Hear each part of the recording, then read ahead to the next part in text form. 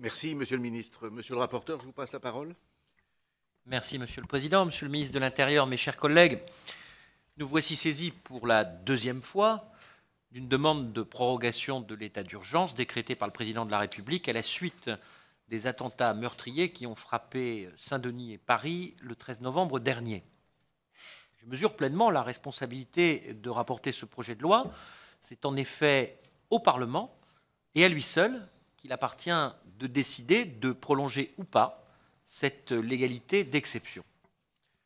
Notre rôle consiste donc à vérifier que les conditions de l'état d'urgence sont toujours réunies, de calibrer la durée de la prolongation et de fixer l'étendue des mesures dérogatoires. Nous devons aussi, bien évidemment, demeurer vigilants sur les conséquences de ces décisions pour les libertés publiques.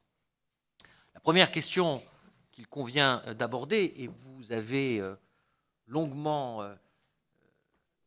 intervenu sur ces questions pour nous fournir des éléments d'appréciation, c'est de savoir quelle est la réalité de la permanence de la menace. Force est de constater que notre pays demeure l'une des cibles privilégiées de la nébuleuse terroriste. Dar el-Islam, le journal francophone de propagande de Daesh, s'en prend numéro après numéro à nos institutions, à notre modèle de société, à notre manière de vivre. L'engagement de nos armées sur le théâtre syro-irakien et au Sahel frappe durement les groupes islamistes. La présence, hélas, de plus de 600 de nos ressortissants dans les rangs de Daesh et d'AQMI fait aussi de la France le pays d'Europe le plus directement concerné par ces phénomènes. Ces groupes terroristes n'ont d'ailleurs pas désarmé dans le monde depuis les attentats qui ont frappé notre pays en janvier et en novembre 2015.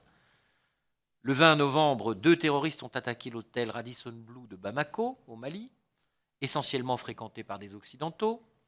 Le 12 janvier 2016, un attentat suicide a été perpétré à Istanbul et a causé la mort de 10 touristes allemands. Plusieurs attentats ont été déjoués en Belgique et en Allemagne à la fin de l'année dernière. Au regard du risque de récidive sur le sol national, tel que vous venez de le détailler, Monsieur le ministre, la condition de péril imminent posée par la loi du 3 avril 1955 pour la mise en œuvre de l'état d'urgence me paraît malheureusement satisfaite.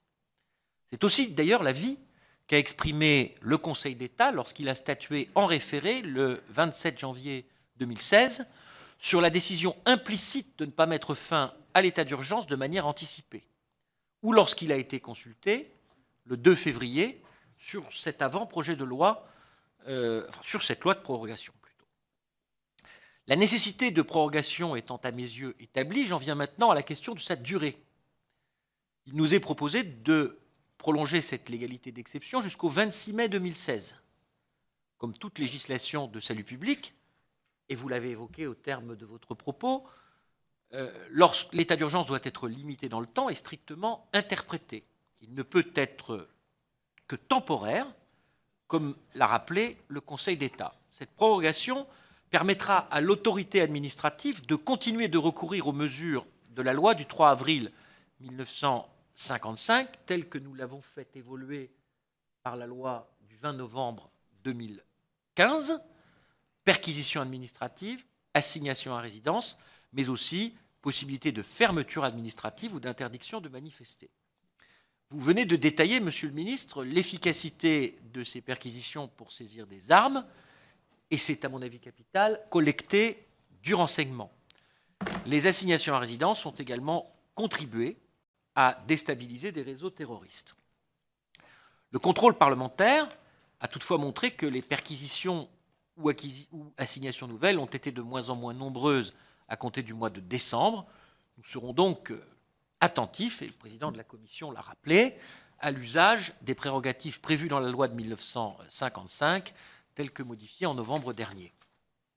La contrepartie à ces mesures dérogatoires, qui limitent par nature des libertés publiques, est en effet l'existence de garanties solides. Le contrôle parlementaire que nous avons introduit dans la loi et que nous venons de proposer d'introduire dans la Constitution, mis en place au sein de notre Assemblée de manière dynamique à l'initiative de Jean-Jacques Urvoas lorsqu'il présidait notre commission, joue un rôle précieux de garde-fous. Je salue le souhait de notre nouveau président, Dominique Raimbourg, de poursuivre personnellement ce travail dans le même esprit, en lien avec notre collègue Jean-Frédéric Poisson et l'ensemble des membres de la commission des lois. Grâce aux déplacements et aux auditions qui sont conduites, notre contrôle a permis de mieux comprendre l'usage concret qui a été fait de l'état d'urgence. Les investigations ont aussi permis de dissiper certaines accusations proférées à l'encontre des forces de l'ordre et parfois reprises trop hâtivement par la presse. Elles ont aussi mis en lumière quelques décisions inappropriées, vous en avez tout à l'heure cité quelques-unes, qui ont conduit le gouvernement, vous l'avez rappelé, et les services du ministère de l'Intérieur à un pilotage rigoureux des mesures mises en œuvre dans les départements. Le défenseur des droits et ses correspondants locaux jouent un rôle important pour identifier d'éventuelles erreurs. Je rappelle que sur les 3720 perquisitions et assignations ordonnées, 42 avaient été signalées au début de ce mois. C'est à la fois peu, même si c'est toujours trop. Au-delà de ce nécessaire travail qui entre pleinement dans le champ des prérogatives du Parlement, c'est le contrôle juridictionnel qui joue son rôle et qui constitue la principale garantie de chaque citoyen ou habitant de notre pays. En choisissant au mois de novembre de remplacer les commissions départementales ad hoc qui avaient été prévues en 1955 par des voies de recours de droit commun, nous avons témoigné de notre confiance aux juridictions administratives et singulièrement à l'Office des juges des référés. Les mesures prises au titre de l'état d'urgence ont suscité un contentieux limité en nombre, mais néanmoins significatif. Pour 87 référés liberté devant les tribunaux administratifs et 33 procédures devant les juges des référés du Conseil d'État, ont été prononcées 6 injonctions et 12 suspensions, une avant-hier encore. Pour les 17 référés suspensions en première instance et 1 en appel, 3 suspensions totales ou partielles. Et enfin, 7 recours au fond ont conduit à une seule annulation.